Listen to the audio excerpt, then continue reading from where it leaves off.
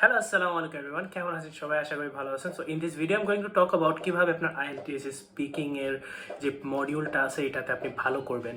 So প্রথমত বলে নেই, speaking test is not about যে আপনাকে অনেক বেশি কথা বলতে হবে অথবা আপনাকে অনেক বেশি ভোকাবুলারি, গ্রামাটিক্যাল রেঞ্জ দেখা এইভাবে কথা বলতে হবে। ব্যাপারটা এরকম না। স্পিকিং টেস্টের জন্য আপনার মেইনলি একটা জায়গার ভিতরে ফোকাস থাকা দরকার, সেটা হচ্ছে কনফিডেন্স লেভেল।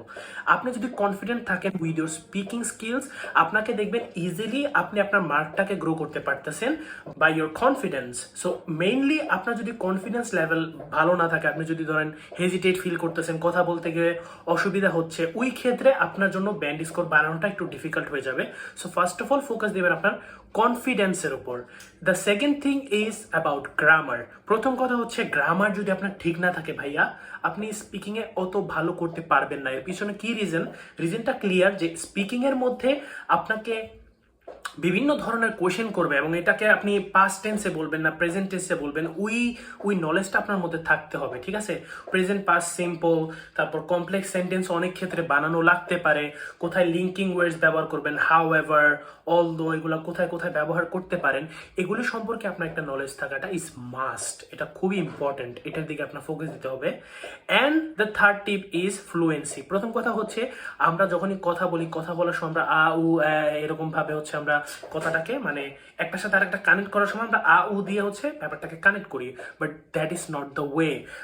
করা ইজ ন্যাচারাল ওয়েও আছে, আবার কিছু আছে যে ইচ্ছা করে করে।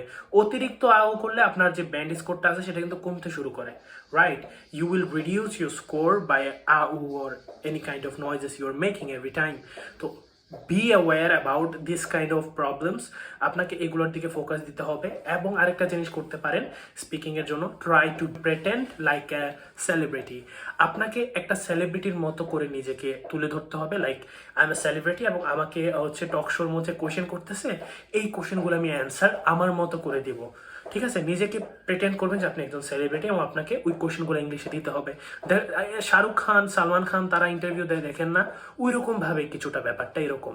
আপনি যদি এই টিপসগুলিকে ফলো করেন, ইনশাল্লাহ জাস্ট কয়েকদিনের ব্যবধানে আপনার স্পিকিংয়ে খুব ভালো একটা স্কোর আপনি সিক করতে পারবেন। Thank you.